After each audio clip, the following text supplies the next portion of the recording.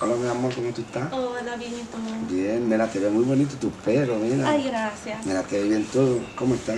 Bien, gracias. Bueno, por lo menos tenés que estar portando bien ya, porque yo te voy a Siempre dar me todo lo que porto tú bien. quieres, todo lo que tú necesitas. Uy, qué emoción. Claro, te ves muy bonita, muy linda. Ay.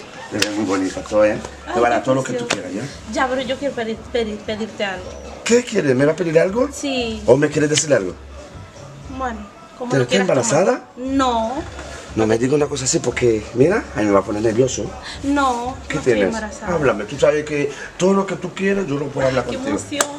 Todo lo Quiero que- pedirte unas cosas personales para mí. Dígame.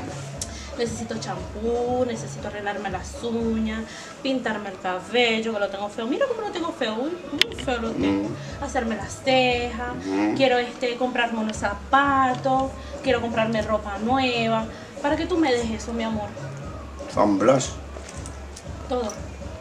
¿Cuánto puede costar eso? Como unos 500 más o menos. ¿500? Sí. Oh, no. Ay, por favor, ¿qué tienes, mi vida? Mi vida, por favor, ¿qué te pasó? Responde. No fue mucho lo que te pedí, mi amor, por favor. Ay, no, yo me voy de aquí. Et ouais. Donc, regarde, Haïtien pour regarder. Regardez mon à gauche, regardez mon à droite. Dites-y grec.